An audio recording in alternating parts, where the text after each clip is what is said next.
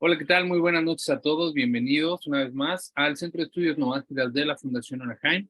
Les recordamos que estamos en el curso de Leyes No Ágidas, Fundamento y Práctica, impartidas por el rabino Asher Taqwa, el cual nos ha dado ya un seguimiento ya con estas 34 clases de las leyes no ágidas, de su fundamento y práctica. Hemos ya tenido un recorrido bastante interesante en este estudio que nos ha permitido en conjunto poder conocer cuáles son los alcances, el desarrollo, la práctica, la ejecución de las leyes no ágidas para todas las personas que han decidido de manera voluntaria seguir el camino del sendero monoteísta y contar con una guía rabínica. Le recordamos que la Fundación tiene como objetivo el poder difundir el mensaje universal de la Torá y aproximar a las personas no judías con autoridades y personal rabínico ortodoxo que les brinde una asesoría y una guía para la práctica y el desarrollo de la identidad espiritual como no judíos en el mundo. Así que este curso forma parte de ese programa. Este curso es un curso para avanzados, es un curso que requiere de un estudio previo, varias clases anteriores, antes de poder llegar a estas clases. Para las personas que nos vayan a ver por primera ocasión, les recomendamos que se dirijan a las listas de reproducción del canal de YouTube que tenemos disponibles en nuestro canal para que puedan abordar las clases previas de los 13 principios de fe y con base en ello poder empezar a desarrollar el conocimiento. Repito, este es un curso ya para personas avanzadas que han transitado por lo menos un año o año y medio en el monoteísmo de manera ordenada con la Fundación y que ahora se encuentran interesadas en la práctica. El tema que vamos a continuar estudiando el día de hoy es un tema complejo, es un tema que requiere de mucha atención y de mucha conocimiento previo con conceptos como Talmud, Torah oral, Torah escrita, Halajá, y que también requiere de las personas que están en la sala de su completa atención para poder darle seguimiento a, a este curso, ¿de acuerdo? Les recuerdo la dinámica del grupo es cámaras encendidas y micrófonos apagados durante la sesión y una vez que termine el rap de dar la clase vamos a tener la oportunidad de estar en una sesión de preguntas y respuestas para poder interactuar de manera ordenada, ¿de acuerdo? Sin más por el momento, les agradezco toda su participación y dejo los micrófonos y las cámaras al querido Raf Asher Kakwa. Bienvenido, Raf. Sí, muchas gracias Israel, muchas gracias a la Fundación, muchas gracias a todos por estar nuevamente aquí. Qué bueno verlos nuevamente después de una pausa que habíamos tenido de estudio. Y bueno, así como lo comentaba Israel, la idea es continuar hoy. De hecho, estamos comenzando apenas a desarrollar un poco todo sobre esta misma de Dinim o establecer cortes de justicia. Y sí, de hecho es algo que puede ser un poquito complejo a veces, pero vamos a tratar de abordarlo desde lo más sencillo, eh, no yéndonos tan profundo, digamos, y sobre todo mirando cómo se puede aplicar ciertas cosas hoy en día.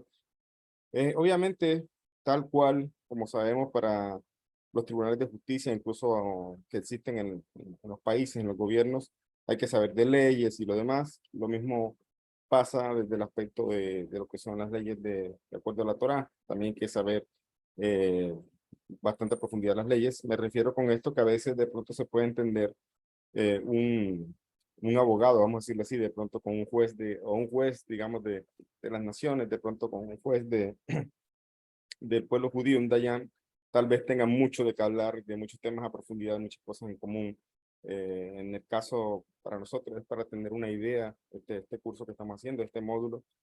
Sin embargo, no nos prepara obviamente como jueces, ni digamos, nos prepara para establecer cortes de justicia como tal. Esto es un tema que tiene que abordarlo personas que se, se preparan mucho mejor en todas las leyes, incluso que tienen que ver con las leyes de las organizaciones, de los países, etcétera. Y para abordar este tema, voy a valerme de este gran libro que también no debería faltar en la biblioteca de los Justos de las Naciones, que es el libro Ética Universal. Lo consiguen en Amazon, no es publicidad pagada, simplemente es un gran libro, deberían tenerlo, la verdad. Y es un libro muy completo en cuanto a la parte de lo que nos interesa aquí a nosotros en el curso, que es la parte práctica. Y de hecho, a pesar de que trata de abordar las cosas de un lenguaje un poco sencillo, incluso puede ser un libro de estudio, no es solamente un libro de lectura, es un libro donde hay fuentes, hay muchas cosas que profundizar, etcétera. Y es un libro muy recomendado para ir un paso más allá de todo lo que es la, la, la práctica de la vida no agida y todo esto. Entonces, este libro, en el capítulo, estamos acá en la página 212, capítulo 10, tiene toda eh, una parte, vamos a decir, de aquí en adelante empieza a tratar todo lo que tiene que ver con justicia, con las leyes de justicia, y tenemos un prefacio y un índice que tiene que ver con lo que son los testimonios, o sea, en todo proceso judicial hay testigos, en la Torah también se establecen los procesos judiciales testigos, en los procesos seculares, vamos a decir, las cortes seculares también hay testigos. Entonces, como por eso decía que puede ser que un abogado o un juez, la persona que se dedica en todo este tema de las leyes, van a poder sacar mucho más cosas interesantes de aquí. Y de manera general, este libro empieza con un prefacio que se llama La justicia y la objetividad. Antes de pasar a eso, me acordé, la clase pasada solamente fue como una introducción. Hablamos, me enfoqué, comenté varias cosas, pero me enfocaba en el tema de que las leyes como vemos son muchas cosas que siguen surgiendo, siguen determinándose, así como por decirlo así, hace 50 años se determinaron leyes para un país, para un gobierno, y no eso no quedó fijo. O sea, han pasado 50 años, en esos 50 años puede ser que algunas leyes cambiaron, mejoraron, otras se derogaron, etcétera. Entonces, eso es normal en un proceso de, vamos a decir, de establecer leyes. Siempre hay como ese crecimiento o se presentan casos que antes no se habían discutido, entonces va a requerir la atención de los expertos para poder determinarlos. Y yo me ponía el ejemplo en la clase pasada, era de que aplicándolo a lo que es la vida no ágida, o sea, la vida de los futuros naciones, que decíamos que es algo que si bien hoy día está tomando mucha fuerza, sigue siendo todavía los inicios de algo mucho más grande, la verdad. Estamos en los principios de todo este movimiento no ágida y lo cual nos empuja a los expertos en leyes del pueblo de Israel precisamente a tener que dictaminar y tener que orientar y tener que establecer cosas para que los no ágidas puedan hacer precisamente las cosas dentro de sus leyes de una manera correcta, de una manera que no infrinja las leyes de la Torah, de una manera que no inventen una religión tomando cosas que no le corresponden, etcétera. Y poníamos el ejemplo de ese caso de dos escritores que se presentaron ante un Beidín para solucionar un problema de derechos de autor y que durante 1500 años no se había eh, retomado como la idea de que dos personas no judías se pararan ante un tribunal rabínico. Eso lo hablamos en la clase pasada y hablamos de que precisamente es normal que en el proceso en que estamos hoy día esté, digamos, bajo los ojos de los expertos, tanto de por Israel, la obligación y están con lupa, digamos, mirando ciertas cosas para ver cómo orientan dentro de todo este fenómeno agita que se está dando. Bueno, entonces, eso fue la clase pasada, como una introducción y al mismo tiempo como para ver, entender un poco de lo que se está viendo hoy día también. Sin embargo, hoy entramos un poco más en materia y no va a ser obviamente un tema de una sola clase. Vamos a estar abordándolo como muchos de los otros temas que hemos abordado en varias clases y vamos a tener un espacio para foro, etcétera. Eso vamos a tener como siempre. Y en esta parte que tiene que ver con justicia, en la página 212 de este libro, dice la justicia y la objetividad. Dice la ley noágica de justicia, o sea, de Dinin. Dinin viene de la palabra Din es como ley, Dinin es como leyes, pero se entiende como tribunales de justicia. Tiene el propósito de juzgar la conducta de las personas en relación con las otras 6 leyes noágicas con todos sus detalles. Esto lo citamos también en la clase pasada, que es la opinión del Rambam. Y de hecho, bueno, como comento nuevamente, en este libro tienen todas esas fuentes. De hecho, aquí lo citan, Ilhot Melahim 9:14. Las leyes de los reyes, está el Mishneh Torah del Rambam, en el capítulo 9, Alajá 14. Alajá 14. Entonces, allí, esta opinión que estamos citando es la del Rambam. Pero también vamos a ver, lo comentamos la clase pasada, muy por encima, no nos metimos en el debate, con que Nachmanides, Rambam, o sea, hay Rambam con M al final, y hay Ramban con N al final, que uno es Rabbi Moshe ben Maimón y otro es Rabbi Moshe ben Nachman, ya, entonces suena muy parecido, pero uno termina con M, otro con N. Y curiosamente, Nachmanides es uno también de los contradictores, o como dice la palabra, o sea, no, en el buen sentido, no estamos hablando de luchas de egos, pero Ramban, como hemos hablado, todo en el judaísmo tiene una disputa a veces y personas que tienen opiniones opuestas y que son completamente válidas y sustentables o sustentadas en la Torá. Nachmanides tiene opiniones un poco diferentes que Ramban en muchos casos. Y sobre la misbah de Dinin, de este precepto de los benignos de establecer cortes de justicia, no es la excepción. Aquí también encontramos dos oposiciones, o dos posiciones, perdón, aparentemente bastante contrarias entre Ramban y Nachmanides. Y en el Pesach Adin que hizo el Rama en la clase pasada que hablamos, el Rama dictaminó algo basándose un poco aparentemente en Nachmanides.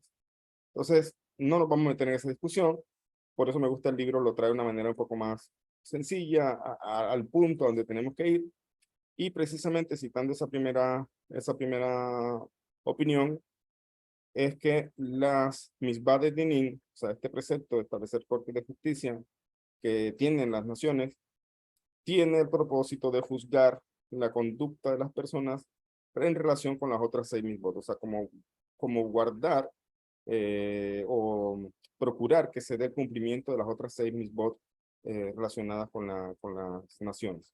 ¿Ya?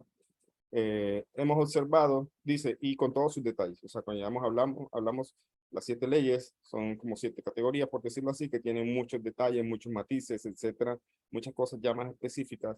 Entonces, cuando el Ramban dice que la Mikvah de Dinin establece que, o está allí para procurar que se dé cumplimiento a las demás leyes no agidas, esto aplica también con todos los detalles, matices, derivaciones que tengan estas leyes. Y continúa aquí diciendo, hemos observado que las sociedades pueden hacer leyes positivas, o sea, positivas entiéndase como algo que son de acción. Perdón, tengo un problema aquí con la cámara. Un segundito, se me desconectó la cámara.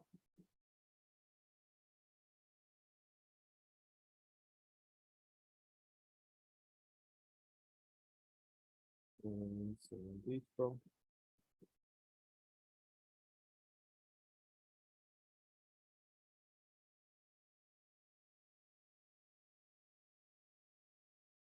Ya ver.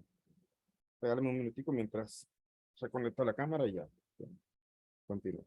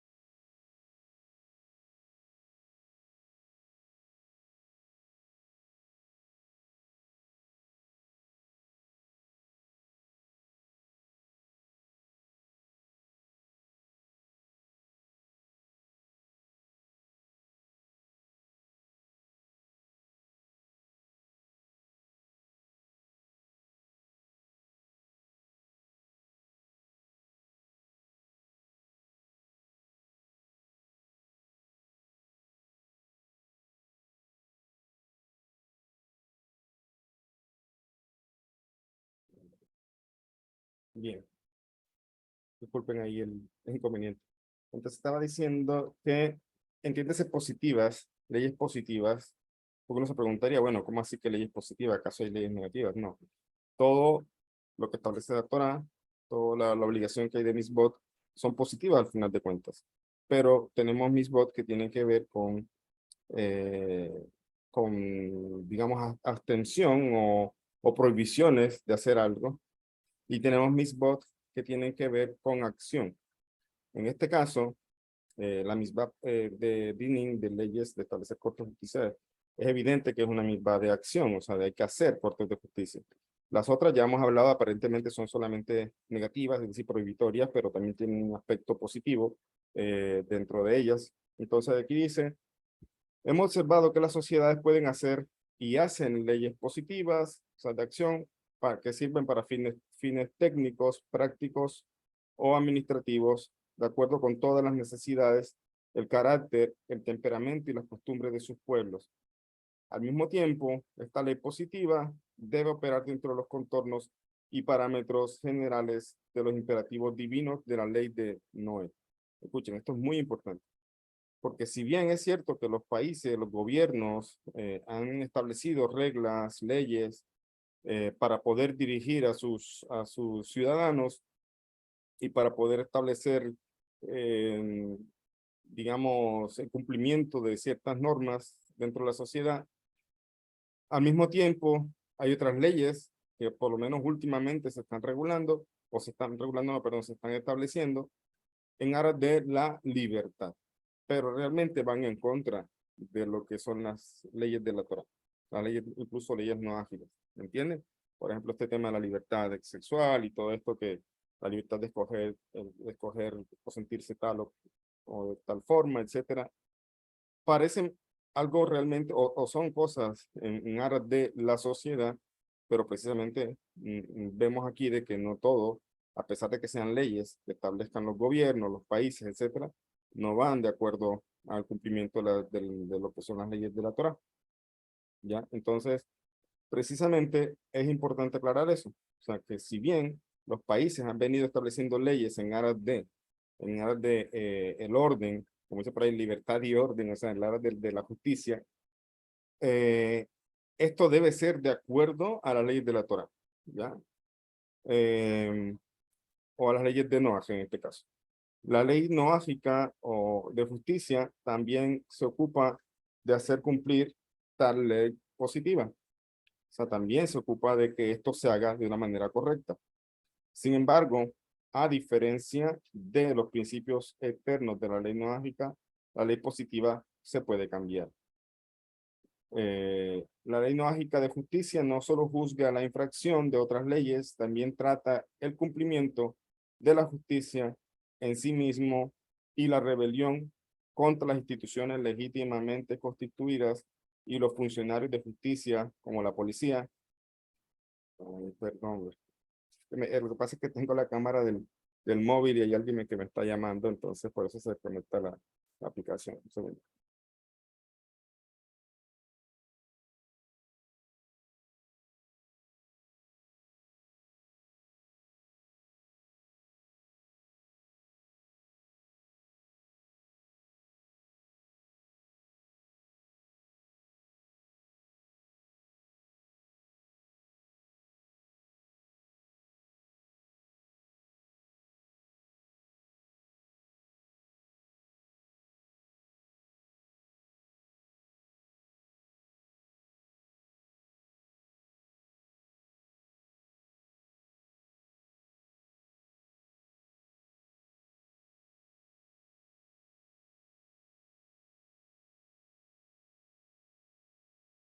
Ok.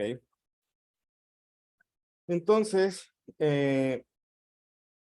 a pesar de que se establecen estas leyes por parte de los entes establecidos, este poder judicial, digamos, de los países, de los gobiernos, eh, también esto implica, como vemos aquí, la prohibición, digamos, de la rebelión contra estas instituciones. O sea, en teoría, sabemos que está prohibido rebelarse entre la justicia y el gobierno, pero vemos que al hablar de esto, por eso comentamos al principio, estas cosas se vuelven complejas. ¿Por qué? Porque solamente analicemos la historia. Países que han tenido golpes de Estado, países que han tenido guerras civiles, gente que se levanta contra el Estado. Entonces vemos que precisamente en teoría no se debería revelar si los establecimientos de justicia hacen las cosas correctas, en teoría el pueblo debería seguir y no debe, está prohibido que se rebelen ante estos entes. Pero precisamente pueden pasar, como ya lo hemos visto históricamente, cosas en las que a veces el pueblo se revela con razón. No vamos a entrar aquí en una cátedra de política, ni de historia, ni de esas cosas, solamente diciendo que, incluyendo, digamos, esa herramienta o ese dato aquí, donde está diciendo que está prohibido rebelarse entre lo que son policías, jueces y el gobierno, maldecir o mostrar desprecio a un juez, está prohibido por este precepto. Esto lo vemos también, aquí cita Sefer Mitzvot, Shea Mitzvot Hashem, Sefer Mitzvot Hashem, que está en la página 53.6, creo que capítulo 53 a la 6, ahí sobre el tema de las leyes de los Bnei Noach. Entonces ahí está sustentado también esto de que quien se revela ante los gobiernos, vamos a decir, ante estas instituciones o a un juez, como dice aquí, maldecir a un juez, de cierta forma de falta de respeto a Hashem. Ya, es también una falta de respeto al Creador. Y esto también, por ejemplo, el tema de la misma que tenemos nosotros de respeto hacia los padres, de honrar a los padres, también se aprende de honrar al Creador. Entonces vemos ahí que algunas cosas se aprenden también de nuestra relación con el Creador. Por eso es aquí mostrar desprecio a un juez está prohibido, como se señaló, y la traición contra el gobierno puede ser un delito capital. La traición, perdón. La traición contra el gobierno puede ser un delito capital, que significa que, pues, que puede ser que pague la persona rebelde con la vida en ejecución. Los dos puntos de vista que encontramos en toda la ley noágica se dan a conocer también en la ley noágica de justicia. El primer punto de vista es que el precepto de la justicia tiene que ver únicamente con el establecimiento de tribunales para juzgar a a las personas con respecto a las otras 6 leyes noágicas. O sea, la primera opinión que hemos citado es la del Rambam, Maimónides, diciendo que, repito, la ley de Dinim, de tribunales, es para juzgar o para que se dé cumplimiento a las otras 6 leyes de las naciones y tomar medidas para evitar que las personas las transgredan. Esta opinión especifica, ciertos requisitos básicos para los procedimientos de justicia. Dejan el detalle restante de estos procedimientos a las propias sociedades, siempre que, por supuesto, este detalle sea consistente con los valores establecidos en la ley noágica universal. O sea, al entender esta opinión, queda establecido algo muy básico, vamos a decirlo así. O sea, no se dan detalles, no se dan detalles de procedimientos, de cómo debe hacerse en este tipo de, digamos, guardar el cumplimiento de las otras leyes. Solamente se dice, bueno, es para el cumplimiento de las otras 6 leyes, guardar que se cumplan estas leyes por parte de las naciones, pero no deja muchos detalles, queda algo muy básico, digamos, y deja los detalles restantes a las propias sociedades. O sea, como que la sociedad puede entonces dictaminar cosas, establecer dentro de la Corte de Justicia cosas que vayan precisamente para juzgar estas otras, cumplimiento de las otras leyes. Y, como dijimos, siempre que sea consistente con los principios de las 7 leyes noajidas, no nada aquello que vaya, nada que vaya en contra de la moral y de los mismos establecidos por la Torá. La segunda opinión, que es la de Nachmanides, esto lo encontramos acerca de lo que él comenta sobre Génesis 34:13, que tiene que ver con el pasaje de lo que hablamos la clase pasada también, de la guerra que hubo en Shechem, etcétera, que decía que es una discusión entre Ramban. Ramban dice que precisamente se juzgó pues que lo que hicieron los hijos de Jacob estuvo correcto porque ellos no habían establecido las cortes de justicia para juzgar al príncipe de Shechem como debieron hacerlo, entonces merecían la pena capital. Pero Nachmanides no está tan de acuerdo con esta opinión y propone otra opinión. Entonces, esta segunda opinión que propone Nachmanides difiere de la primera, de la opinión de Ramban en 2 aspectos. Primero, establece que la ley noágica de justicia implica no solo establecer tribunales de justicia, sino también que la justicia consiste en un cuerpo de leyes sustantivas relacionadas con el proceso de justicia. O sea, Ramban, Nachmanides, es más completo, vamos a decirlo así.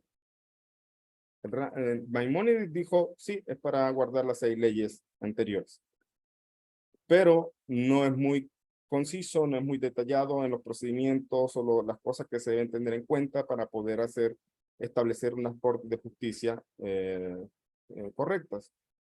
En cambio, Nachmanides dice que, bueno, está de acuerdo obviamente que tiene la obligación de establecer cortes de justicia, pero que no solo para guardar los seis misbod anteriores que dijimos, sino también para otras cosas que hacen parte de lo que es el derecho judicial procesal. Ya, los que son abogados entenderán mucho más, tiene que ver de pronto con lo que es de contenido civil, de otro tipo de, digamos, de conductas que tienen que ver como por ejemplo, robo y otras cosas, asesinato. Entonces, son conductas también de que la sociedad puede tener y que también hay que juzgar y que en la primera opinión no queda muy claro. Pero cuando Nachmanides dice que no solamente es para establecer cortes de justicia, sino que también ellos pueden, o sea, los tribunales de las naciones pueden y deben eh, establecer leyes sustantivas, es decir, leyes relacionadas con los procesos.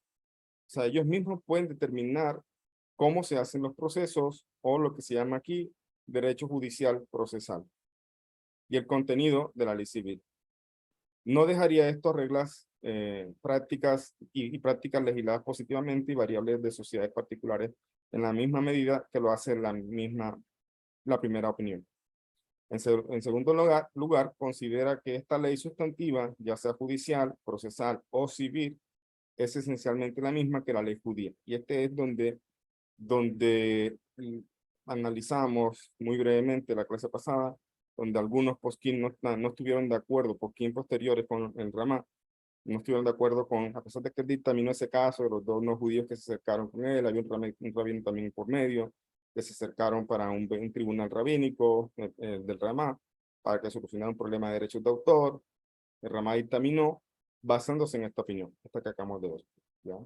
Pero posterior al Ramá, muchos no estuvieron de acuerdo, muchos posquín no estuvieron de acuerdo. Sin embargo, lo que este libro nos está revelando es precisamente que ya ha habido, como por decirlo así, cierto desarrollo y no solamente desarrollo desde el aspecto de las 7 leyes, sino que en verdad las naciones han establecido, como vamos a ver, tribunales y leyes, también procesales, vamos a decirlo así, procedimientos judiciales, que de cierta forma se parecen mucho a lo que la Torá mandó hacer solamente al judío.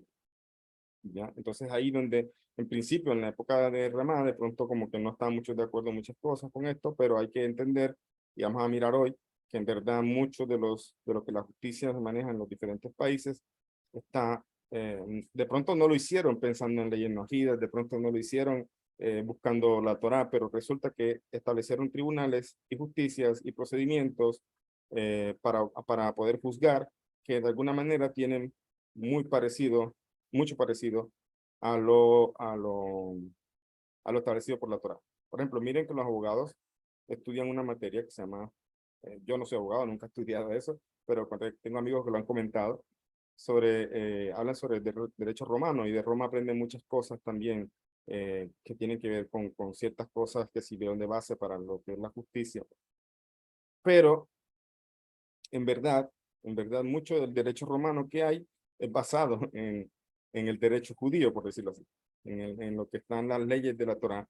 De pronto cuando leemos la Torá y las parashot que estudiamos todas las semanas, de pronto no vemos aparentemente ahí procedimientos o vemos artículos, decretos o cosas que nos digan cómo se tiene que, que, que establecer ciertas cosas, pero sin embargo, eh, basándose precisamente, los romanos tomaron muchas cosas del pueblo judío también en este aspecto legal y establecieron cosas y de ahí aprenden también mucho de lo que se está fundamentando las leyes civiles, o sea, las leyes, perdón, de los países, tiene que ver con, llamamos derecho romano, pero también tiene entonces un parecido y mucho que ver con las leyes de la Torá. Entonces, esto era la dificultad que tenían algunos en opinar, en dictaminar de que las leyes de alguna forma fueran iguales que las leyes que la Torá estableció para nosotros los judíos. Entonces, al principio no debería ser así, pero vamos a ver que en realidad los países se han organizado en muchas cosas de manera muy parecida, sobre todo en los procedimientos, y esto lo miraría a fondo de pronto un abogado, etcétera, pero se han establecido muchas cosas basándose también en cosas de la Torá que estaban establecidas para el judío. Y como dice aquí la señora Sori, que es abogada sobre el derecho romano, derecho procesal, civil y penal, creo que son dos asignaturas, dos materias que ven en la carrera de derecho. Entonces, aquí vamos al punto. Nachmanides dice que con esta opinión de que ¿por qué? Porque en la Torá sí hay detalles, en la Torá oral, ya, en la Torá oral, de pronto, como dije, en la parashá no se ve, en las parashot no se ven, ahí están algunas cosas, pero no están desglosadas, pero tenemos la Torá oral precisamente para eso, y la Torá oral tenemos algunos tratados que discuten disputas entre una persona y otra, una persona que se encontró una cosa y el otro también lo encontró y dice que la mitad de él, etcétera. Todas esas disputas en el Talmud se hablan y en el Shulchan Aruch también más adelante los poskim siguen dictaminando basándose en todo esto y viene siendo lo que se parecería como lo que dice aquí, de hecho procesal, civil y penal. Entonces, en principio esto era o estos son los principios de las leyes establecidas para el pueblo judío. Ya, no había, según lo que Ramban dice, Ramban, Maimónides, no habría por qué hacer las cosas tal cual como la Torá nos estableció a nosotros los judíos. Ya, Nachmanides opina de otra forma, dice que de cierta forma sí se debe entonces reglamentar estas prácticas positivas y variables de sociedades particulares en la misma medida que lo hace la primera opinión. En segundo lugar, considera que la ley sustantiva, ya sea judicial, procesal o civil, es esencialmente la misma que la ley judía. O sea, Ramban dictamina que esencialmente es lo mismo también lo que pueden hacer las naciones basándose en muchas cosas que la ley judía tiene ya muy detalladas, muy discutidas, muy desmenuzaditas, porque han pasado siglos en que los sabios sí han estado ocupándose de lo que tiene que, la ley judía tiene que desarrollarse de acuerdo a lo que es, los casos que se presentan. Cosa que no pasaba, como vimos el caso pasado, en la clase pasada. No sé, está mm, muy inmaduro, por decirlo así, o estaba muy inmaduro estos temas desde el aspecto de las 7 leyes noajides. No estaba tan desarrollado. Por eso Ramá dictaminó así. Algunos lo aceptaron, pero precisamente basándose en esa parte histórica que los romanos tomaron mucho de los judíos, entonces las leyes que se establecen se parecen mucho a las leyes de la Torá, en la parte de lo que dice aquí, judicial, procesal o civil, etcétera, es esencialmente la misma que la ley judía, esto según la opinión de Nachmanides, con la excepción de esos requisitos que la escritura prescribió de manera única para la ley judía, es decir, todo lo podrían de cierta forma tomar los no judíos de todo este procesal, aspecto procesal y civil que está establecido dentro de la ley judía, lo podían tomar los judíos, perdón, los no judíos, y hacer sus cortes basados en esto, excepto en ciertos casos muy específicos que son solamente de el interés y de la competencia del pueblo judío. No podrían ellos juzgar cosas que no tienen nada que ver con cosas de la Torá y solamente del pueblo judío, pero del resto prácticamente es lo mismo, dice Nachmanides. Con la excepción de esos requisitos de la escritura, como dijimos, de manera única, prescribió, ordenó de manera, o sea, la escritura se refiere a la Torá, que la Torá ordenó de manera única para la ley judía. Su tratamiento, del contenido del derecho civil sustantivo se discute en el capítulo sobre la ley noágica sobre robo y daño material, que está en este libro también, eso lo miraremos más adelante. Por lo tanto, es pertinente en este capítulo considerar la discusión sobre el derecho procesal noágico, que es la parte donde hay dificultad o había dificultad dentro de lo que tenía que ver con Ramban, Maimónides y Nachman. Ahí donde había dificultad, que era la parte procesal noágica. Pues aquí eso es lo que vamos a hablar y en otro momento hablaremos de lo que tiene que ver con robo y daños de la propiedad y daño material, etcétera. Lo miraremos más adelante. Como dije, todo esto con la intención de darnos una idea general, no de hacernos expertos en las leyes ni nada de eso. Es solamente una idea.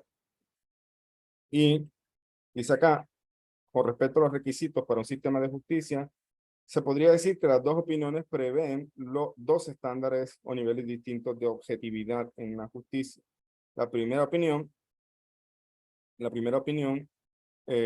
contempla un nivel básico de objetividad en la justicia lo suficientemente flexible como para preservar el orden social fundamental por encima del estado de jungla, entre comillas, en el que una persona se tragaría vivo a su prójimo, entre comillas. Es decir, como quien dice, la primera opinión es muy básica, pero no entra en algunos detalles y problemas que pueden ser muy complicados en la sociedad. Cuando dice que donde una persona se tragaría vivo a su prójimo, como quien dice, en verdad habían problemas muy serios, digamos, de una persona con otra, donde aparentemente, según la primera opinión, no estarían muy claros cómo proceder ante esos casos.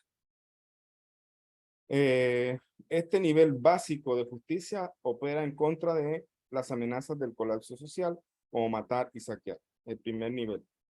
Se aplica solo en momentos de crisis social general, sino también, perdón, se aplica no solo en momentos de crisis social general, sino también continuamente contra elementos disruptivos en la sociedad que requieren un fuerte control y disuasión. Para establecer la culpa y ordenar este nivel de justicia no requiere una alta certeza, sino que funciona con probabilidades. Es decir, este nivel es básico para establecer, como quien dice, los fundamentos del funcionamiento social y la justicia de una sociedad. Pero van a haber casos, entonces, muy específicos, de pronto con muchos agravantes, con muchas cosas que mirar, donde a veces se tiene que ser muy riguroso en buscar el culpable, por decirlo así, determinar quién es el culpable para poder establecer una pena, etcétera. Y no se puede ser tan flexible. ¿Por qué? Porque puede ser precisamente que se llegue a ser negligente y terminen siendo injustos a través de la justicia, como pues, digamos, procesando a una persona que en verdad es inocente. Bueno, entonces, esto implica precisamente que esto no sea suficiente, implica otros tipos de procesos más objetivos y de investigación y procesos, etcétera, como la mayoría de los países los tienen establecidos. Sin embargo, aún así, vemos que a veces hay fallas en este tipo de cosas.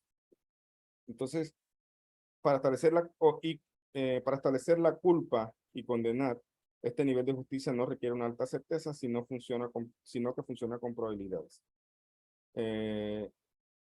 Cuando aplica el castigo, puede actuar severa y totalmente contra el delincuente.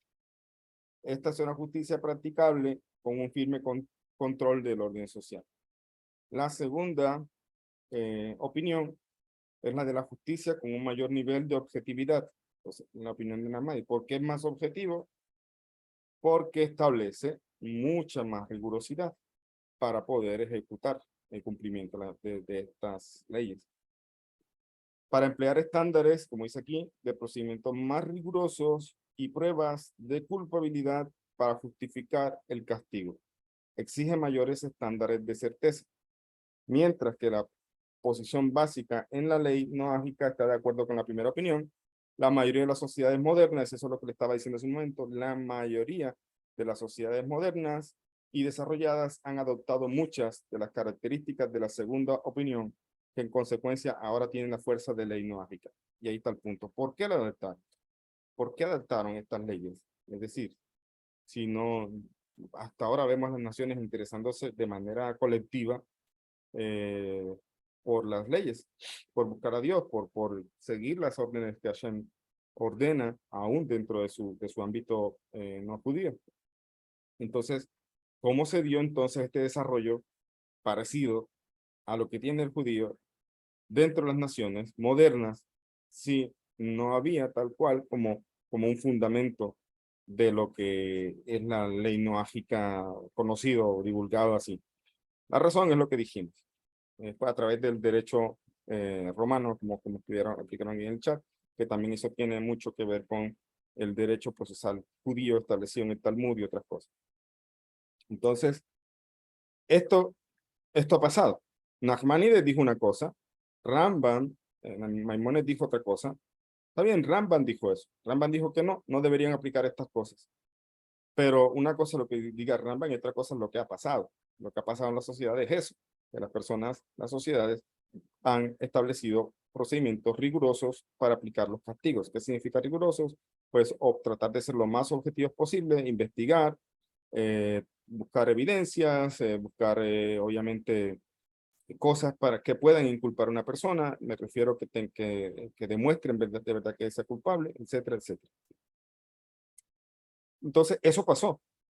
Está bien, más dejando de lado la discusión de dos grandes sabios de la Torá, hablemos de la realidad. La realidad es que las sociedades se han fundamentado muy parecido a lo que establece la Torá, incluso para nosotros los judíos.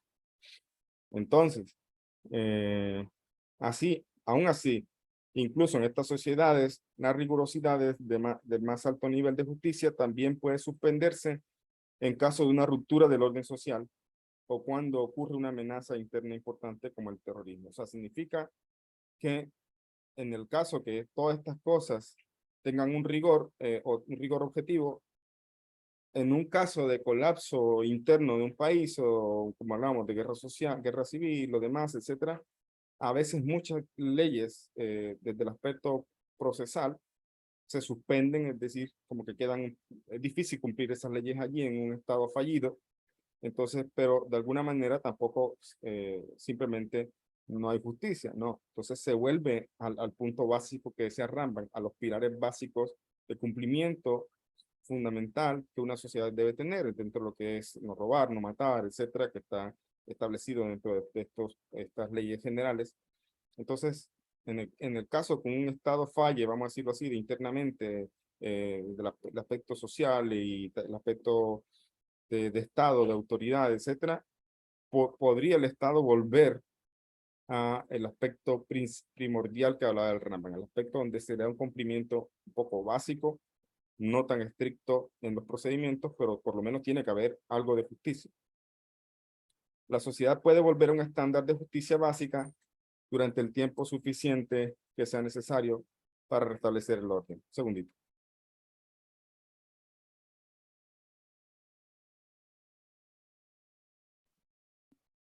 Ok. Dice, durante el tiempo suficiente que sea necesario para restablecer el orden social. Cuando la sociedad ha recuperado un estándar más alto del orden social, puede y debe regresar parcial o totalmente, de acuerdo con la segunda opinión, hacia los estándares de una justicia más segura y rigurosa. O sea, está diciendo que de cierta forma lo correcto y lo que ya hay en las naciones es basado mucho en las leyes también de la Torá, que en un principio se pensaba que no tenían que hacerlo, pero lo están haciendo realmente. Me refiero a la ley de la Torá en cuanto a, a lo que establecen los sabios y el Talmud y todo esto para lo que son procedimientos de justicia. La diferencia entre los dos estándares de justicia, de la primera opinión y la segunda opinión, se manifiesta en los requisitos para cada una de las agencias o dimensiones de la justicia que se exponen a continuación. Pues aquí empieza a hablar, ya vamos a entrar, dejando claro esta parte general, en algunas diferencias que pueden haber, porque surgen muchas preguntas, y yo sé que de pronto surgen muchas preguntas en sus cabezas, que vamos a ir desarrollando más en el transcurso de este módulo. Porque uno se preguntaría, bueno, pero si Rabino está diciendo que hoy los países o las naciones se construyeron basándose en estos estándares que de cierta forma están explicados con algunos procedimientos muy específicos en la ley de la Torá, debería ser justo entonces todo, pero en verdad a veces hay cosas que no se cumplen así, o qué pasaría entonces con la pena de muerte, etcétera, etcétera, etcétera. Todo eso lo vamos a mirar poco a poco en su momento, vamos a ir respondiendo esas inquietudes.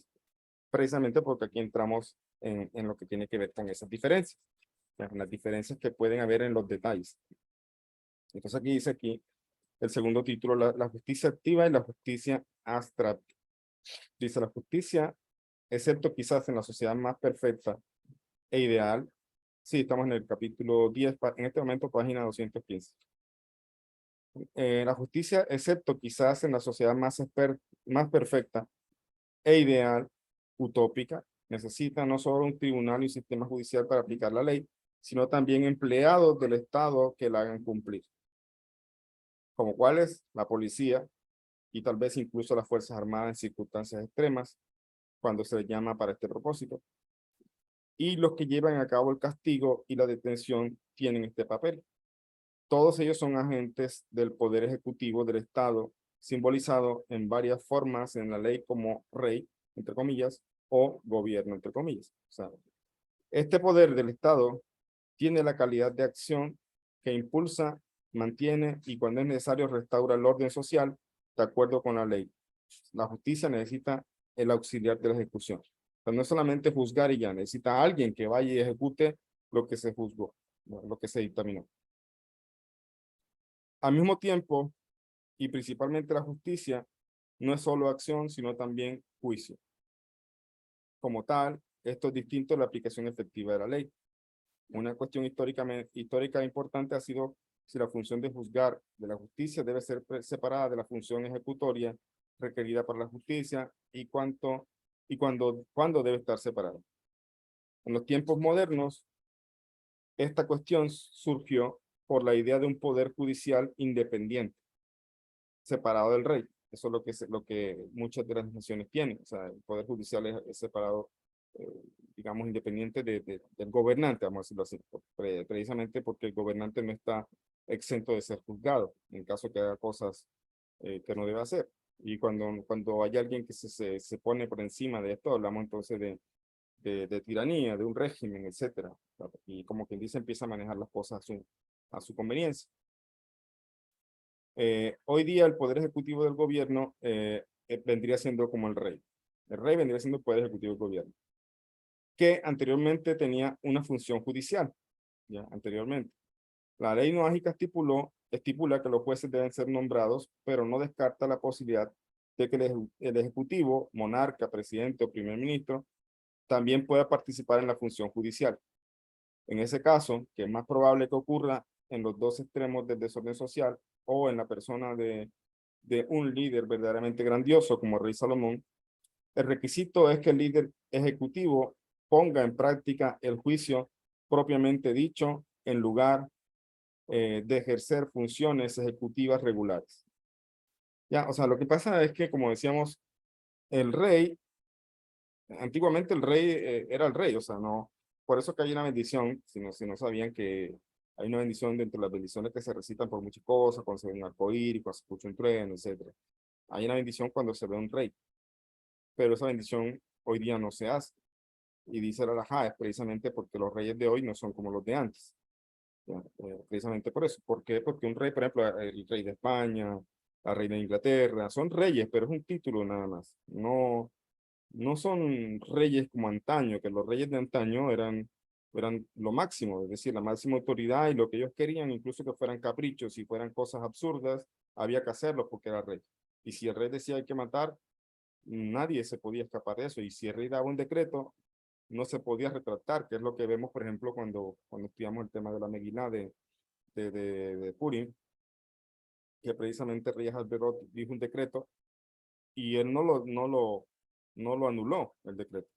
Él lo que hizo fue otro decreto para que el pueblo judío se pudiera defender. ¿Ve? Entonces, cuando el rey hablaba, cuando el rey decía algo, era algo que se cumplía y se tenía que cumplir. Incluso que fuera un capricho. Y hay muchas historias, si han leído un poco la historia de los reyes antiguos, hay muchas historias de reyes que hicieron un montón de tiranías y algunas veces tonterías, etcétera, solamente porque eran reyes. Entonces, esto ha cambiado.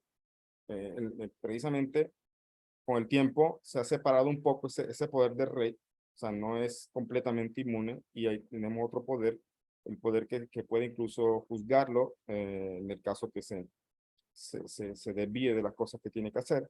Y los reyes que decimos hoy día no tienen ese poder que antes tenían. Por eso decir que la ley noágica estipula que los jueces deben ser nombrados, como lo descarta la posibilidad de que el ejecutivo monarca, de que el poder ejecutivo, o sea, el monarca, el presidente o primer ministro, también pueda participar en la función judicial.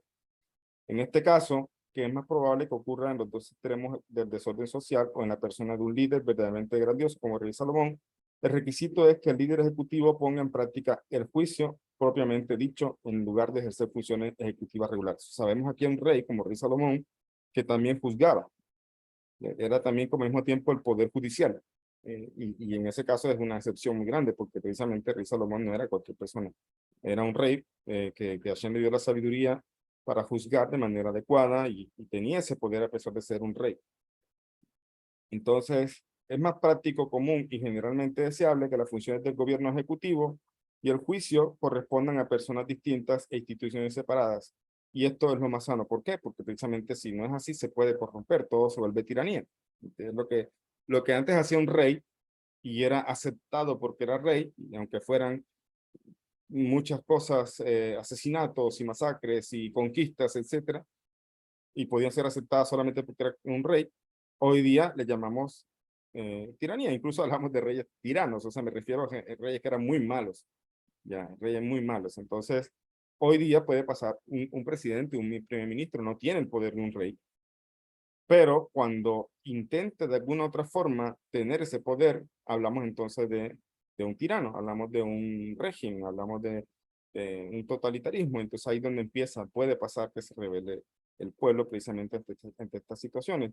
Entonces lo más sano, lo más correcto es precisamente lo que funciona dentro de lo que conocemos, y es que el rey, o bueno, en este caso el poder ejecutivo, está separado de el poder judicial. O sea, el presidente, primer ministro, hacen parte de lo que es el poder ejecutivo, pero ellos no están, tienen relación, sí, pero ellos no tienen en sus manos el poder judicial. Y eso es lo que decía, que es importante que estas instituciones estén separadas, y eso es lo que se hizo en aras de la justicia. Se separaron estos poderes, pero este no es un principio invariable prescrito por la ley noágica. O sea, esto pasó, pero este no es un principio que pueda variar según lo que está estableciendo la ley noágica. Debe haber tribunales, pero no está abierto en cuanto a si los líderes ejecutivos del Estado pueden participar o no. O sea, debe haber tribunales, pero precisamente la ley noágica no entra en estos debates de si puede participar alguien del Ejecutivo en la parte judicial. O sea, no está muy explicado. Y es por eso que se necesita detalles y cosas que las naciones han legislado para precisamente hacer este cumplimiento. La cuestión de la relación entre los dos aspectos de la justicia, hacer cumplir la justicia y juzgar, surge en la situación en que la sociedad se descompone. ¿Ves? Este colapso puede ocurrir porque no hay un aparato estatal de control efectivo, o porque el Estado en sí mismo es corrupto y no exige justicia rigurosa en su propio personal y otros ciudadanos. La pregunta es, entonces, ¿hay una obligación personal del individuo que ve la injusticia de actuar para restaurarla e implementarla? Hay creo que es una Gemara, ahorita no me acuerdo, ¿verdad? Voy a ver si busco eso para la próxima clase, donde se habla que precisamente en los tiempos mesiánicos, algo así como que la verdad va a salir a flote. O sea, me refiero que pueden pasar dos cosas, dicen los sabios. Ahorita no me acuerdo bien, voy a buscar eso para la próxima clase. Pero pueden pasar dos cosas en que la verdad pueda salir a flote. O sea, de que las naciones, precisamente los líderes, se vuelvan tan corruptos que las naciones vean precisamente eh, esta, digamos, se rebelen ante estas injusticias, ante la tiranía de estos líderes. O puede pasar que más bien eh, las naciones se van, puede pasar que las naciones, digamos, terminan, digamos, regulando, legislando cosas que en verdad no eran, digo, que en verdad deberían ser prohibidas, y entonces esto va a traer también de que de que la verdad salga a flote. O sea, de que eso es lo que va a pasar en la época mesiánica. O sea, que se va a revelar la verdad, la unicidad de Hashem, como dicen también, se va a quitar la venda de los ojos de todo el mundo, etcétera. Pero puede pasar de dos formas. Yo les voy a averiguar eso bien para la próxima, porque no me acuerdo la fuente, lo leí hace tiempo, entonces voy a buscarlo bien y lo traemos con más claridad para la próxima clase. Pero me hizo acordar de esto que está aquí, porque dice que surge la situación en que la sociedad se descompone. O sea, la cuestión de la relación entre los dos aspectos de justicia, hacer cumplir la justicia y juzgar, surge en la situación de que la sociedad se descompone. Este colapso puede ocurrir porque no hay un aparato estatal de control efectivo, o sea, vamos a decirlo así también, el aparato estatal es parte de la corrupción, o porque el Estado en sí mismo es corrupto, como dijimos, y no exige justicia rigurosa en su propio personal y otros ciudadanos. La pregunta es, entonces, ¿hay una obligación personal del individuo que ve la injusticia de actuar para restaurarla o implementarla? Es decir, hay una obligación, es lo que ha pasado. La pregunta es interesante. Vemos históricamente países que se han rebelado contra el líder de turno. Vemos golpes de Estado, vemos a veces guerras civiles, etcétera. Entonces, la pregunta que hace aquí es bastante interesante. La pregunta es si los noágidas, o sea, el pueblo, tiene la obligación de rebelarse ante este tirano, ante esta persona que realmente está haciendo las cosas de una manera corrupta, ante esta situación, ante esta descomposición que empieza desde el gobierno, desde los entes del gobierno. Entonces, listo, uno por lógica dice, oh, claro, o sea, son cosas que están mal y debería uno no permitir estas cosas y está bien que se rebelaron contra tal o cual dictador, etcétera. Dentro de la lógica se entiende, pero aquí estamos hablando de si es misbah o no.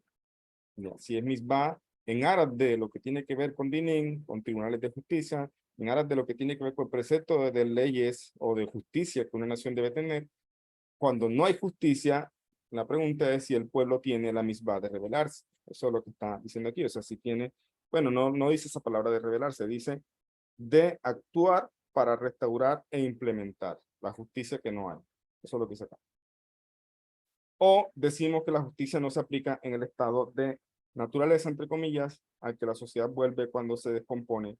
Y la justicia, entre comillas, solo puede existir adecuadamente cuando existe un orden social con instituciones colectivas de justicia en funcionamiento. Todo esto son preguntas.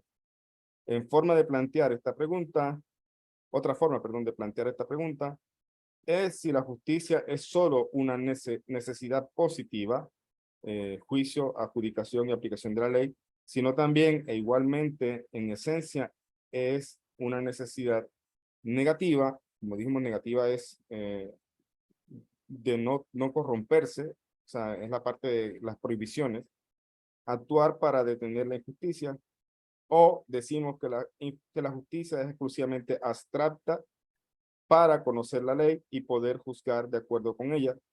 Y si bien la aplicación de la ley es necesaria, es secundaria y externa al ámbito esencial de la justicia, es decir, decimos que donde hay un sistema de justicia puede y debe hacerse cumplir, pero donde no hay un sistema de justicia no puede haber aplicación y la ocupación del individuo es simplemente la supervivencia, o sea, defenderse del ataque contra uno mismo y contra un tercero.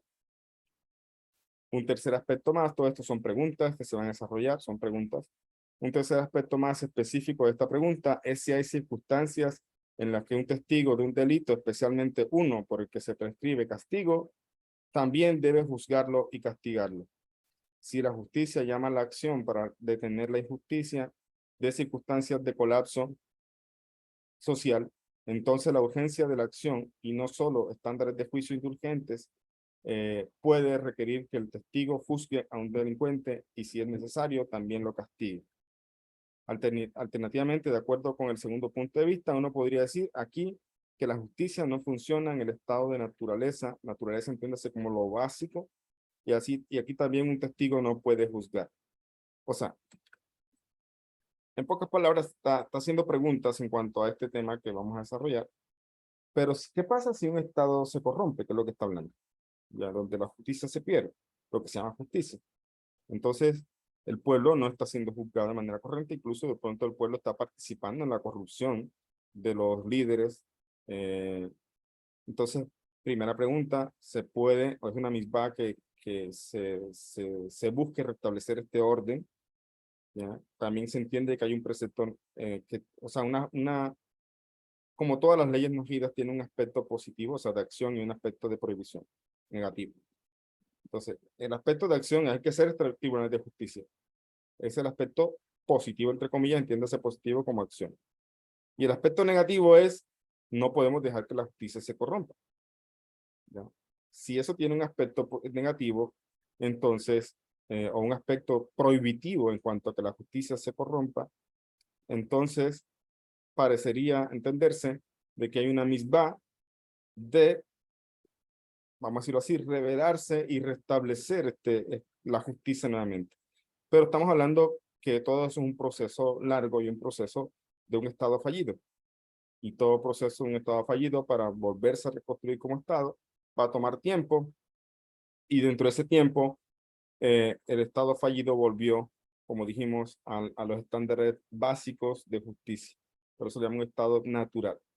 Y en ese punto, prácticamente no se aplica la justicia como debería, porque de alguna manera hay muchas cosas que acomodarse y de alguna manera todas las personas todavía no son, o sea, no tienen los estándares, incluso un testigo, digamos, no sabe qué tan bueno sería confiarse de un testigo en este aspecto donde prácticamente el Estado ha fallado desde el aspecto judicial, desde el aspecto de la justicia.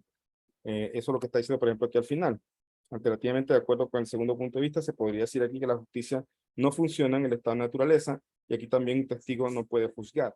¿Por qué? Porque estamos hablando de un estado básico y el otro hablamos, en la opinión de Nachmanides, un estado más riguroso, con procesos muy específicos, muy objetivos, etcétera. Pero si esto falló, esta parte objetiva falló y estamos en lo básico, entonces lo objetivo no se puede cumplir como debería porque precisamente estamos en un estado fallido. Eso es lo que más o menos se está diciendo allí. ¿Ya? Entonces, vamos a terminar esta segunda parte. No creo que lleguemos a terminar toda la sección porque no nos da el tiempo ahorita. Pero vamos a leer un poquito más. Dice aquí, la diferencia entre los dos puntos de vista que mencionamos sobre la ley noágica de justicia surge de los comentarios contrastantes sobre un evento narrado de la Torá, que fue, esta fue la acción tomada por los hijos del patriarca Jacob contra el pueblo de Shechem, lo que hablamos la vez pasada, cuyo líder había secuestrado a Dina, la hija de Jacob, a quien el pueblo de Shechem lo llevó ante la, no lo llevó, perdón, no lo llevó ante la justicia por su crimen. Los hombres de Shechem fueron castigados posteriormente por los hermanos de Dina. En palabras del primer punto de vista, que es el Rambam, lo que decía el Rambam, en palabras de esta primera opinión, que es del Rambam, esto pasó porque su líder, también llamado Shechem, llevó a cabo un robo, que es lo que hablamos del tema de secuestro, el robo y violación también tiene que ver con robo. Y ellos, los hombres de Shechem, lo vieron y lo presenciaron y sabían que podían juzgar que había cometido un error y no lo juzgaron para castigar. Esto es la primera opinión de Rambam. Es decir, como individuos, todos vieron que sabían, vieron y sabían, perdón, y sin embargo no actuaron. Este es el ejemplo de lo que estamos hablando en su momento. Todavía lo que estamos hablando no son conclusiones, como dije, estamos muy empezando el módulo como para llegar a conclusión, decir, ah, entonces había que hacer esto, no. Estamos en un proceso de introducción y viendo la complejidad de lo que tiene que ver con con las leyes de justicia y viendo también se hace más complejo si analizamos la postura actual, si los países están dentro de estas opiniones o no. Entonces, ¿qué vemos aquí? Aparentemente vemos lo que estamos hablando, un estado corrupto, ¿ya? Donde el rey hizo algo, en este caso el príncipe hizo algo, y los demás vieron, sabían que estaba mal, vieron, presenciaron y sabían, pero no actuaron. Entonces esto se parece a un estado corrupto, ¿ya?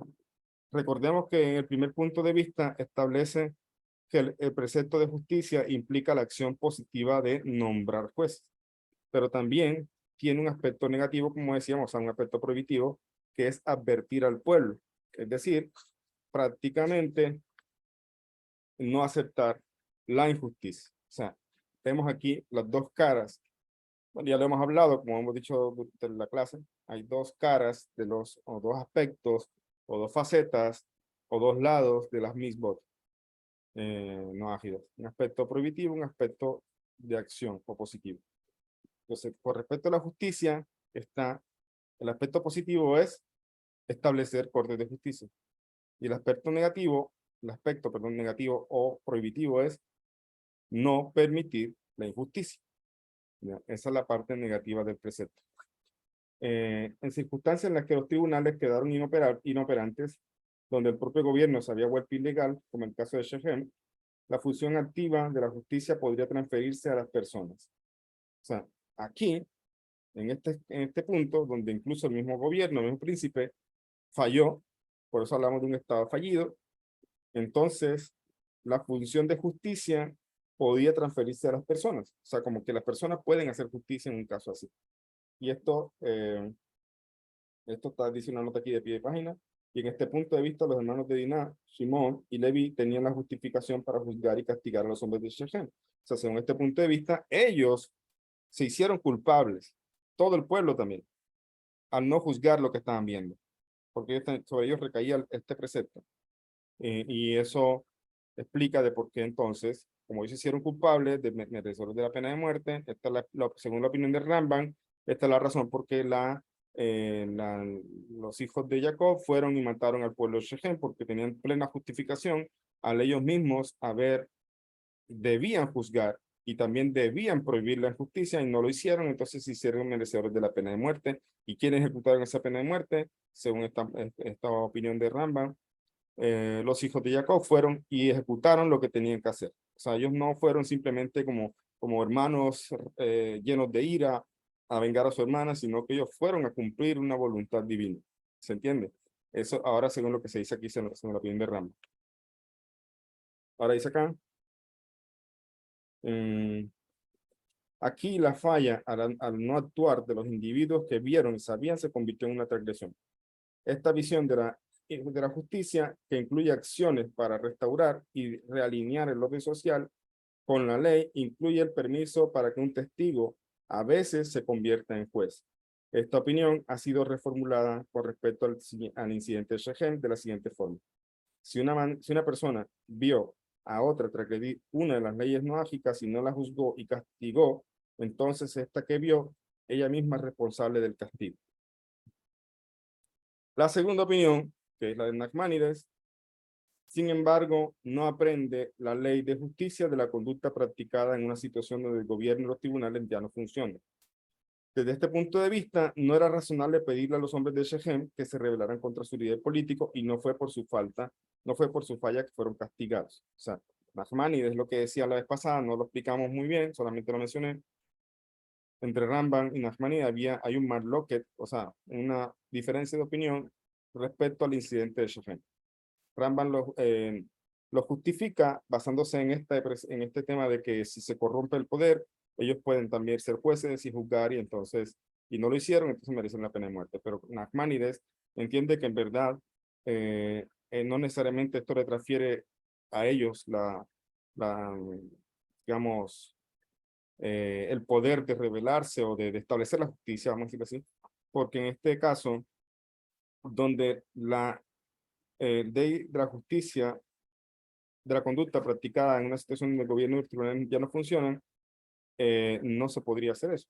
Desde este punto de vista, no era razonable pedirle a los hombres de Shechem que se rebelaran contra su líder político y no fue por su falla que fueron castigados. La justicia implica la tarea positiva de conocer y decidir sobre la aplicación de la ley en una sociedad ordenada a través de los tribunales. Una tarea negativa de detener el delito y hacer cumplir la ley solo sigue y es secundaria a una sentencia judicial. Esta tarea no es un aspecto integral de la justicia, tal como la aplicación en ausencia de tribunales y jueces. Finalmente, la segunda opinión requiere una separación entre las personas que atestiguan y juzguen. Y esto generalmente es lo que está pasando hoy, lo que pasa hoy día. Un testigo es testigo. El testigo no juzga. El testigo se toma en cuenta su testimonio, obviamente. Ya se tiene en cuenta lo que dice porque él dice que presenció y es un delito si el testigo dice algo que no es cierto y se demuestra que no es cierto, es un delito. Ya, entonces, pero el testigo no es más que eso, un testigo. No es un juez. Y tampoco toma en ningún momento la posición del juez, según la segunda opinión, y esa es la segunda opinión, según Nachmanides, es lo que más se ve o más se ha hecho dentro de lo que se llama justicia en los países. Un juez es una persona muy diferente y muy independiente del testigo. Él sí juzga el caso, pero el testigo no puede transformarse de pronto así de la nada, en un caso de injusticia, no puede transformarse en juez. según la opinión de Ramban, sí. La primera opinión de Ramban, de Maimónides, el testigo que presenció lo que es inadecuado puede ser juez y entonces también puede juzgar. ¿Ya? Y esa es la complejidad de las dos opiniones de estos dos grandes de la Torá. Pero vemos que en la práctica mucho se está haciendo de acuerdo a lo que Nachmanides decía. Y es lo que vemos, que juez y testigo son partes muy diferentes. Y como dice acá, porque habiendo presenciado personalmente, o sea, visto un acto, un juez puede tener la impresión inicial y un juicio intuitivo que son tan fuertes que posteriormente no puede diferenciarse de ellos lo suficiente como para considerar el acto desde otros puntos de vista. El juicio debe ser independiente, desapasionado y distante, es decir, abstracto. O sea, en otras palabras, el juez no puede ser parte. O sea, no puede también, de alguna manera, ponerse del lado de alguno de los dos o decir, ¿no? O incluso emociones, yo siento que él dice la verdad, es que me da sentimiento con él, me da lástima con él. No, eso es lo que estamos hablando. El juez debe ser independiente. ¿Ya? Y por eso hay jueces que a veces se dan por impedidos dependiendo del caso. Esto es según lo que dice Nachmanides y es lo que se ve hoy día. La sociedad puede, y es deseable que lo haga, ascender más allá de la línea de base de la primera opinión a los estándares más altos de la segunda opinión, a medida que el orden social se vuelve más estable. Es decir, en la medida que la sociedad debe aspirar a más. No es que ya los tribunales o la justicia está hecha, no, pero en la medida que la sociedad va avanzando, y no me refiero a avance tecnológico, sino avance en ética y moral, es decir, avance en crecimiento personal, en lo que se llama, vamos a decirlo así, volverse temeroso de Dios, la persona también puede tener más estándares más altos en el proceso de justicia, que lo que conocemos hoy día, a medida que el orden social se vuelve más estable. Esta idea se refleja en el trabajo de un gran escritor legal en la parte de las leyes secular que se llama William Blackstone en su comentario a las leyes de Inglaterra. Él hace una distinción entre los dos estados de la existencia humana. Uno es un mero estado de naturaleza, entre comillas, que se asemeja a las condiciones de colapso social o desorden, como el incidente de Shechem, y el otro es la sociedad civil, es decir, las condiciones de orden social avanzado y estable. Para primero aplica una forma más rudimentaria de justicia activa, similar a la de opinión, a la de la primera opinión, o sea, la opinión de Ramban. O sea, miren cómo vamos llegando al punto. ¿Quién tiene la razón? ¿Ramban, Maimónides o Nachmanides? ¿Quién tiene la razón? Según lo que estamos leyendo aquí, ambos tienen razón. La diferencia está en hacia dónde nos enfocamos. Según lo que se entiende de Ramban, un testigo puede ser juez en el caso de un estado fallido. O sea, volviendo a lo natural, vamos a natural se entiende, vamos a entenderlo como a lo primitivo, creo que se entiende mejor la palabra. A lo primitivo, una sociedad primitiva donde todavía no hay tantas cosas establecidas en torno a que se cumpla la justicia de una manera objetiva, procedimientos y todo establecidos.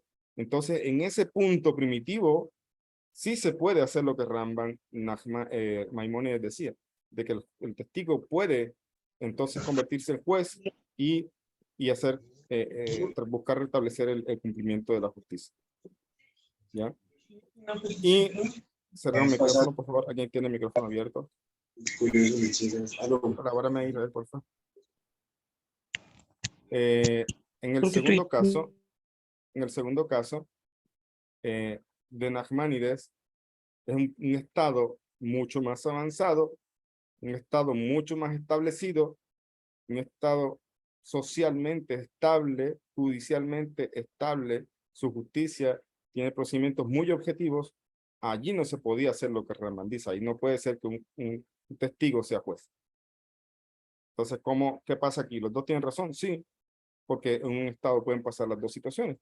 Un estado puede estar hoy día bien establecido, pasa unos años y llega alguien que corrompe la justicia desde arriba, entonces puede pasar que entonces se vuelve un estado fallido y en ese punto la justicia está en un estado primitivo. Qué interesante, ¿no? Todo un tema bastante interesante. Y esto es lo que este escritor, William Blackstone, dice que son dos estados. Un estado, ya entonces hablando de cómo otro escritor lo aborda desde el aspecto secular, un estado de mero estado de naturaleza y un estado de sociedad civil, no está nada ya en la sociedad bien establecida. Para primero aplica una forma suplementaria de justicia activa, mientras similar a la de la primera opinión, al segundo estado aplica un estándar de justicia abstracta que se asemeja a la de la segunda opinión. Entonces dice, está claro que el derecho a castigar los delitos contra la ley de la naturaleza, que para Blackstone significan leyes prescritas divinamente, como el asesinato y similares, se encuentra en un estado de mera naturaleza, conferido a cada individuo, porque esto debe ser conferido a alguien. De lo contrario, las leyes de la naturaleza serían, leyes de naturaleza, estamos hablando de esta justicia básica, serían vanas e infructuosas si nadie estuviera facultado para ejecutarlas, y si ese poder se otorga a alguien, también se debe otorgar a toda la humanidad, ya que todos son iguales por naturaleza. En un estado de sociedad civil ordenada, este derecho se transfiere de los individuos al poder soberano, por el cual se impide que los hombres sean jueces de sus propias causas, cualquiera que sea el poder que tengan los individuos para castigar los delitos contra la ley de la naturaleza. Eso ahora recae solo en el magistrado, quien lleva la espada de la justicia por el consentimiento de toda la comunidad. Y ahí terminamos esa introducción. Viene la parte que es otro título ahí, el personal de la justicia, pero por el momento vamos a dejar allí. Y concluyendo, varias cositas. Primero, el tema de los estados, la justicia que se conoce hoy día en los estados, en los países, en los gobiernos, está fundamentada mucho en la opinión que Nachmanides tiene, de que es una justicia objetiva, debe ser una justicia objetiva, con estándares, con procedimientos definidos, y que debe juzgarse de una manera ordenada, y que no cualquier persona puede ser juez. Eso es lo que conocemos dentro de lo que es la justicia hoy que conocemos. Pero también hemos visto lugares donde se ha revelado, o más bien donde la justicia no se cumple como justicia, donde la iniquidad se vuelve ley, vamos a decirlo así. Entonces, en esos estados, a veces la misma sociedad se revela, y ahí se vuelve a un estado que lo que llama Blackstone, un estado primigenio, un estado primitivo, donde entonces se aplicaría la posición de Maimónides, donde un estado así, incluso un cualquier ciudadano puede ser juez de cierta forma, ¿ya? Y entonces vemos que las dos posiciones de Rambam y Nachmanides son válidas. Curiosamente, la de Nachmanides, que en un principio muchos sabios decían, no es así que tienen que ser las naciones, curiosamente se hace hoy día así. ¿Por qué? Por lo que decían, por la influencia judía sobre Roma también, y en la parte intelectual de Roma, o sea, hablamos de los romanos y los griegos como personas muy intelectuales, los filósofos y todo eso, pero resulta que más allá de eso, también mucho de los aportes intelectuales también los tomaron del pueblo judío. Ya y también pasó lo contrario. El pueblo judío quiso tomar cosas o filosofías o teorías de los filósofos, y esto también traía problemas, y fue por la razón por la que Raman escribe el Morene Bujin. Entonces eran pueblos que estaban muy cercanos, y entonces Roma también tomó mucho de lo que el pueblo judío manejaba, y eso se conoce como derecho romano, etcétera, y son parte del principio fundamental de las leyes que establecen las naciones. Entonces, eso vamos a decirlo así, lo dirigió Hashem desde un proceso desarrollo que no tuvo, digamos, influencia, tanto si el pueblo judío dictamina o no dictamina cómo tienen que hacer las naciones, ¿no? Las naciones empezaron a hacer su camino solas, ya, empezaron a hacer su camino de justicia solos, basándose ¿qué? En la lógica del raciocinio, etcétera, y en principios de justicia que están establecidos en Roma, y otros que se agregaron después, etcétera. Y esto hace que las naciones hoy día, entonces, deban eh, eh, o sea, estén en la obligación de que ser justas, o sea, y que las personas tienen la obligación también de seguir los procedimientos establecidos por la justicia del país, y seguir. Por eso, si alguien tiene un problema, obviamente tiene que buscar un abogado, y el juez no puede ser testigo al mismo tiempo, etcétera. Hay un montón de reglas, y hay que buscar pruebas, y etcétera, etcétera, etcétera. Pero, por otro lado, la opinión de Rambam de esta opinión básica, donde simplemente los tribunales son para guardar las 6 leyes, las demás 6 leyes de las naciones, no queda de lado, simplemente queda, como quien dice, guardada, vamos a decirlo así, para cuando se dé un caso en estado fallido. Ahí las condiciones cambian. Entonces, no es lo mismo la justicia en un estado correcto, un estado completamente funcional, con su procedimiento, con sus testigos, con sus jueces, con todo lo que tiene que hacer, no es lo mismo que la justicia de un estado fallido. Ahí encontramos cómo las dos opiniones de Rambam y Nachmanides, a final de cuentas, tienen razón, pero se podrían aplicar en dos casos diferentes en cuanto tiene que ver con justicia. Y eso se entiende por qué Rambam explica entonces el incidente de Shechem desde esa opinión. ¿Por qué? Porque Rambam dice, ahí se volvió un estado, Shechem se volvió una nación fallida porque sus gobernantes hicieron lo que no debían hacer. Entonces el pueblo podía juzgar allí, según la opinión de Rambam. Según la opinión de Maimónides, no eran completamente ellos una nación fallida, por lo tanto ellos no tomaban la posición de juez, y no por eso de pronto merecían la pena de muerte por ese aspecto. Entonces, ¿cómo se aplica todo esto? Shechem, mire, hoy como parecería uno, ese es lo bonito de la Torá, ¿no? La historia de Shechem, muy bonito, compartimos con la familia, la enseñanza que sacamos, la enseñanza hasídica y todo, pero aquí estamos viendo cómo esta historia de Shechem toma una visión o se revive, vamos a decirlo así, para darnos luz en cuanto a temas incluso a veces sociopolíticos que se pueden generar en una nación hoy día. Eso nos ayuda a entender un poco esa, como diría, o sea, vamos a tratar de entender un poco que en verdad los tribunales, a pesar de que se parecen mucho a lo que la Torá establece, en el fondo hay muchas diferencias, sobre todo cuando vamos a hablar de la pena de muerte, etcétera. Sin embargo, también hay unas cosas de fuerza en las que se tienen que cumplir las leyes del país. ¿No? Incluso nosotros como judíos, llegamos a otro país, vivimos en otro país, no podemos decir, no es que mi Torah dice esto, yo no voy a hacer esto. No, se convierte en un delito hacer lo que el gobierno estableció en ese país. Y a veces hay gobiernos tiránicos que establecen cosas, por ejemplo, lo que pasó en la Alemania nazi, que se establecieron leyes donde se expropiaban las leyes de las propiedades de los judíos, simplemente porque el gobierno dijo, y eso era de justicia, pero era una justicia que se volvió justicia, en el sentido de que se volvió justicia, entre comillas, porque lo determinó el gobierno. ¿Ya? Entonces, en un caso así, la pregunta es si estamos obligados, obviamente, a cumplir eso. Entonces, ahí se complica todo el tema y vamos a ver, vamos a hablar un poco más sobre el tema de los sobornos o la corrupción y otras cosas más adelante, abordándolo un poco desde la comparativa entre lo que es la Torá y lo que de pronto pasa hoy día con los tribunales de justicia. No metiéndome a fondo porque no soy un experto, no soy politólogo, no sé de estas cosas, solamente soy alguien que lee y conoce un poquito, pero no soy experto, tampoco soy abogado.